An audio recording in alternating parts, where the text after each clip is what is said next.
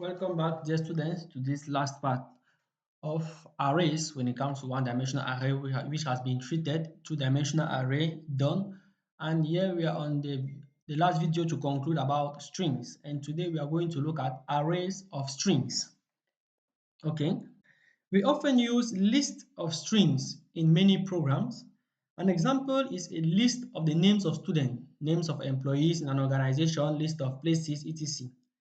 In C, a list of strings can be easily stored as using a two-dimensional array with the row number representing the number of string values and the column number representing the size of the strings. The syntax, we have char because we know that string is an array of characters. So we have char, array name, we have the row size, we have the column size, we have our semicolon, e.g. char stud 611, which means that stud is a list of 6 strings because the row size is 6, so it is a list of 6 strings with each string having a maximum of 10 characters. You might ask yourself, but here it is 11. So it has a maximum of 10 characters because the last character is the null character. The demonstration is as given below. So this is the two-dimensional array as you can see. So the rows represent the different string values that we have. As you can see, different strings having different length, but the maximum is 11 is 10. And you know that since there are 11 characters, you know the maximum index is 10. So the maximum index contains what terminating character. You have the different names as you can see. Now you need to understand that from this two-dimensional array, stud2, that is, this is what we have, is allonomic. And so you see that here is not like a two-dimensional array of float or of a particular integer, because if you are having a two-dimensional array of integer, you cannot just precise and you cannot just precise the array name with only a row number. No, apart if you will give a wrong value. But here, if you precise the array name with the row value only, it gives you the total strings on that row, as you can see. And it is also possible to identify an index using the row and the column, as you can see. So stud at row 5, column 0 is A, like the numerous A grade that you guys are going to produce. Those of you who are active on this channel, with a lot of hard work, we are going to make it possible. Let us proceed. Hence, since each row is treated as a string, it implies we need just a single loop to either read or write this value. So guys, you know that when we introduced two-dimensional array, we saw that in order for us to read values or write values into a two-dimensional array, we need a double loop, one that will loop throughout the rows and one that will loop out, and one that will loop throughout the column. But here on an array of strings, since we can use just a particular index to reference all the different characters of a row, we simply need a single loop. That is, in order to print the value, you can simply have for I equals to 0, I less than the row size, I increment, we have a put the array name at position I. For reading, we have this, we have the gets. And you need to note that printf and scanf could still be used at the place of put and get. So instead of put array name, I can use printf %s, as you can see. Instead of get, I simply have %s ampersand array name at index I. And I hope you know the differences between the put and the print. We know that when it comes to put, first of all, when it comes to put, the difference is that put automatically adds a line breaker at the end of the printing, which is not the case for printf, because for printf you need to add a /n. The difference between the get and the scanf is that get includes a space when reading the different characters, whereas scanf, as the first space is included, it stops reading the characters of the array. So you need to know when to use put and printf and when to use get and scanf. Now, an alternative to this is is by defining a new data type for string values. Then we use a simple one-dimensional array for the list of the strings. The new data type is created using the keyword typedef. The syntax is given below.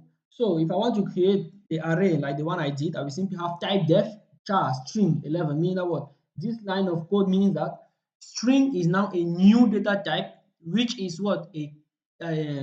An array of 11 characters. So typedef is used there to create a new data type. From there now, I use this newly created data type to create now a simple one-dimensional array of size 6. So string stud 6 means that what? Stud is now an array of 6 strings. Let us go to our IDE to look at these two different possibilities. We are in our array, in my new program. I have my hashtag include standard input output.h int main. From there, let me use the first alternative. So what do I have? Char names, or let me say yes, names. Let me say 5 names of size 10. Let me say 11. So from there, first of all, you need to know that you can say initialize it just like normal string. That is, I will say Elono, Ivan, Ateba, Irma, Anita. That is 1, 2, 3, 4, 5. See that I have my 5 values because the whole number corresponds to the number of values I should have. So it's that initialization is also as easy as you can see. So if I say for I equals to 0, I less than 5, because the row is 5, I increment. So from that I can simply say puts. Then I say names at position I. So this will print the different names. I need to include my counter.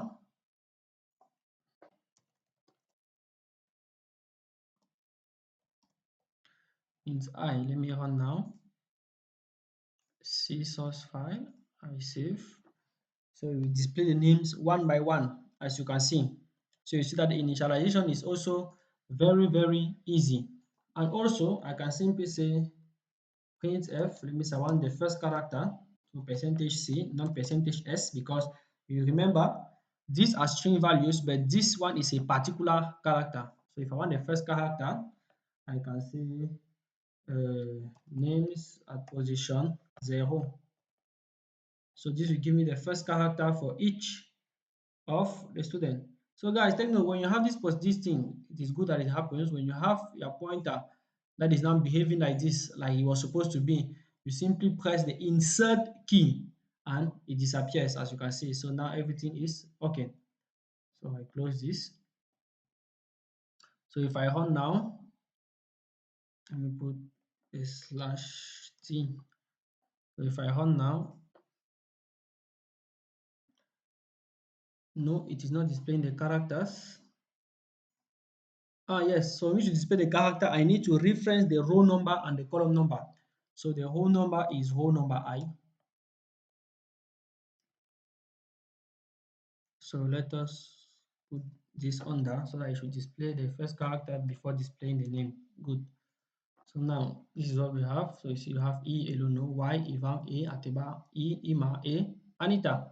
So that is what we have, dear students. So I hope you are seeing how this is possible by using a two-dimensional array. The second alternative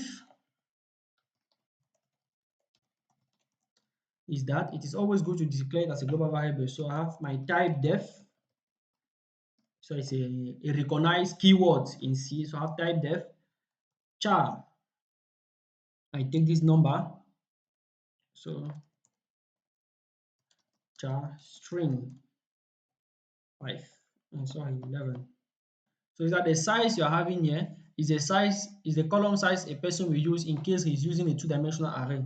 So from then now, second alternative, I will simply say string names. We use 2s, or let me say names 2 size 5.